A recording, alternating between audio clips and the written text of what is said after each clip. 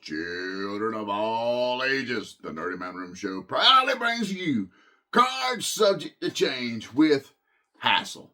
Now, this episode today, this week, is one that has been highly requested on multiple, and I mean multiple occasions. I want to give a shout out to Film Union 8194 guy. Thank you so much for staying diligent. Thank you for sticking to your guns. And thank you for making me step outside my comfort zone to do this episode. So let me say, this is one that I kind of wanted to do, but at the same time, I had to make myself understand how it made sense to do this episode. And by this episode, I mean, what if the Giant had debuted in the WWF in 1995 instead of WCW? So, when I said I had to make it make sense in my mind, I had to understand why Paul White would debut in the WWF atmosphere still as the Giant without, having Hogan as the protagonist there. Because, him debuting opposite of Hulk Hogan, that just made sense why he would be the Giant. It made sense why he would get the instant credibility and be a big fish in a big pond and an immediately impact player. Whereas inside the WWF, there's no telling what gimmick Vince could have cooked up for him. He might not have been a big dentist. He might have been a big plumber for all we know back then. And he'd have been a one and done for The Undertaker. Because very few guys got that more than one and done with The Undertaker when they come in with that level of aura. Other than Mankind, he was able to transition into the Attitude Era. So I really had to make it make sense for me. So buddy, I hadn't been putting you off. I just had to think about this one for a little while. And then it finally hit me one day at work. Okay, this is how that would happen. This is why that would make sense. Now I can cook. Now I can do something. Now I can do it. Because inside of WCW, let's face it, the Giant was not a strong talker. Even in his Big Show, he was not a strong talker. He was better crier than talker. It is what it is. But he had the mouth of the South, Jimmy Hart, an absolute legend over in WCW. He's not going to have that in the WWF. So I said, what if?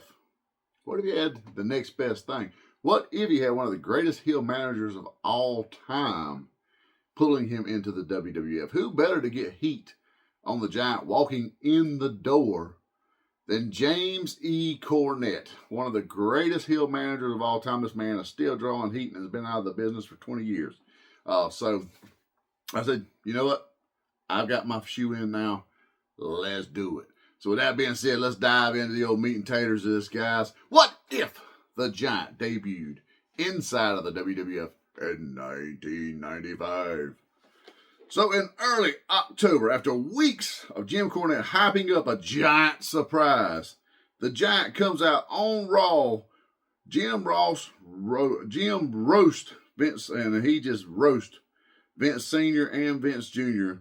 for misusing Andre for all these years as nothing more than a sideshow attraction, keeping him away from the WWF Championship until Andre was in poor health. Even then, in poor health, he won the title just to have President Jack Tunney strip him of it. Now, Vince would have to do his old school, oh my, come on now, because he would have to say, he sold it to the $1 Million Man. Cornette would rebut real quick, but he never lost it. He never even saw an IC title match until his health was so poor and you knew he was retiring, you could just feed him to the Ultimate Warrior, McMahon. The Giant is here to collect what is here and what is owed to his father. He demands to start with the Intercontinental Championship at In Your House versus Shawn Michaels. Then the WWF Championship. Big Daddy Cool, if you still got it, you're next. President Gorilla Monsoon would make it official on Superstars. At In Your House, October 1995, Intercontinental Championship, the Heartbreak Kid versus the Giant with Jim Cornette in his corner. Now, due to a beatdown the night prior, or it might have been the week prior, in Syracuse, New York, by about 5-6 Marines, where they kicked the living shit out of Shawn Michaels. Shawn Michaels is unable to compete because let's just face it, Shawn Michaels is Shawn Michaels, even here. So he is forced to forfeit the title to the Giant. Cornette accused Michaels of faking to avoid the Giant. Vince, oh, come on.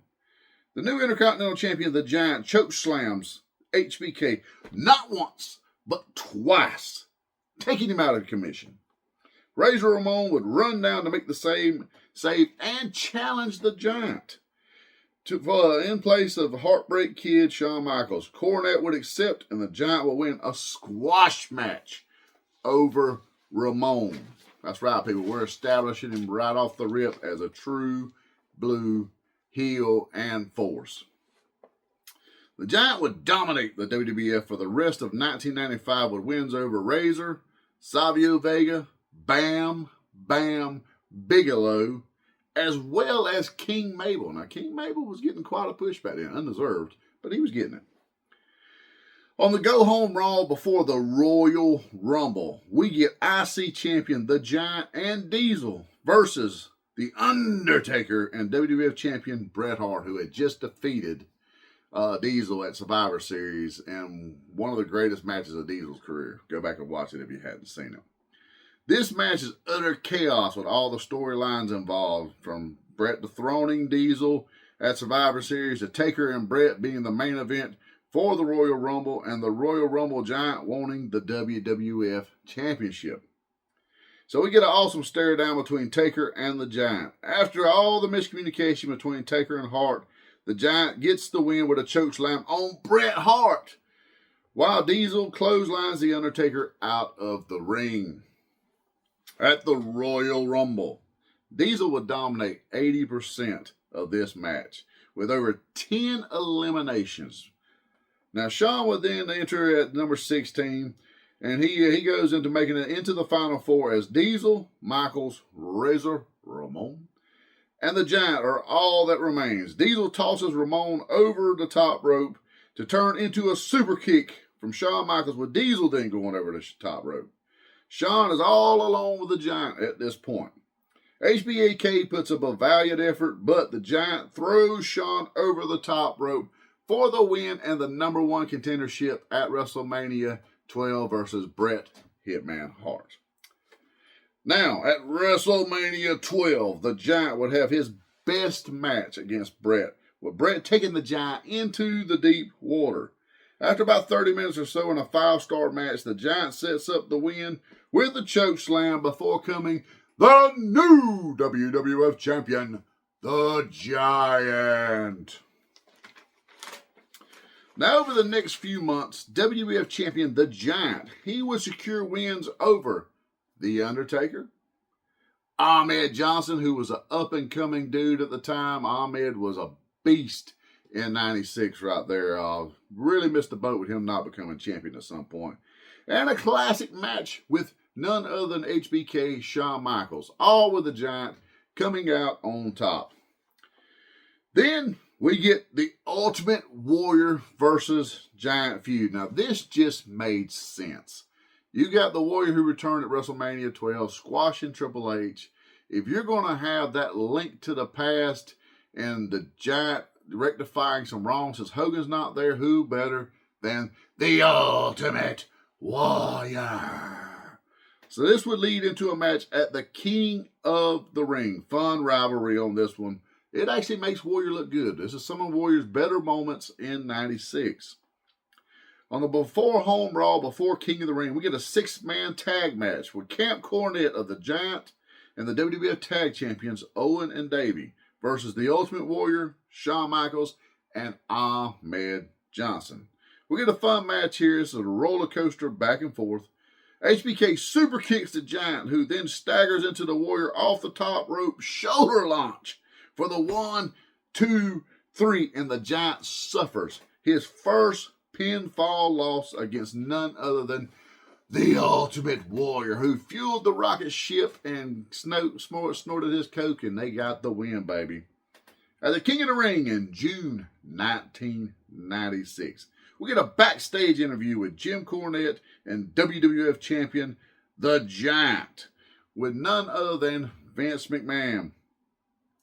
Jim professes that Monday night was nothing more than a fluke, and the Warrior doesn't even have Shawn Michaels here to protect him tonight, it's over for the Warrior. In the main event, we get WWE Champion The Giant versus Ultimate Warrior. Great old school match, echoing Warrior and Andre. Warrior even tries to do the thing inside the ropes, trapping the arms. Warrior actually shines in this one right here, and eventually knocks the Giant off his feet, setting up for the Warrior's splash. 1, 2, 3 quarters, with the Giant throwing Warrior up off of him.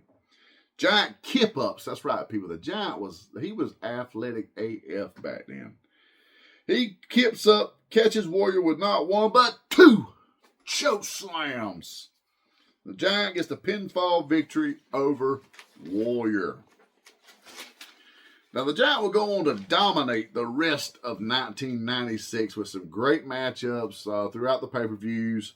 He would even hold the title up until WrestleMania 13 in 97, when Royal Rumble winner Shawn Michaels would go on to WrestleMania at WrestleMania 13 to finally win the WWF Championship, giving Giant his second pinfall loss, giving Shawn the rub. Now, I'm thinking maybe if we shortened up Shawn's getting it, maybe that was humbling for him not to get it in 96 and have to carry the company through that rough year there without Brett and without some others. So we're going to say maybe this humbles Shawn a little bit. Maybe we get a different Shawn in 1997 than what we got in our continuity.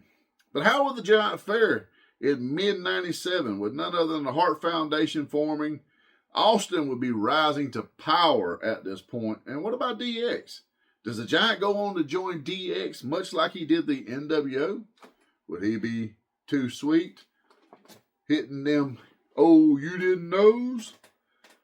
Does the screw job still happen now that Shawn didn't have total control like he did in 96? Maybe he's a little more humble guy. Maybe he and Brett find a way to work together, since they actually set each other up working one another with this worked heat that turned into a shoot, unfortunately, after WrestleMania 12. So, does the screw job still happen? Does Vince find a way to afford Brett for those few more months until Mike Tyson gets involved at WrestleMania 14? Who knows? That's the questions we answer each and every episode of Card Subject to Change. Drop some comments below. Let me know what you guys think. Do you agree? Do you disagree? Do you think it could have went a different way? Who would you like to see him with? I know he and The Undertaker, they're no-brainers. I just don't want him to be a one and done with Taker. I would have actually liked to seen a match with Mankind, maybe even a little pairing with Mankind before he got out of the all-brown gear and went to the silly time, whatever. Shout out to Film Union 8194. Thank you very much for tuning in each and every episode, guy. We love you. Thank you for your support, and thank you, the rest of you guys, for your support. Like, subscribe, share with your friends, people. That's how we grow. And until then, remember, the card is always subject to change.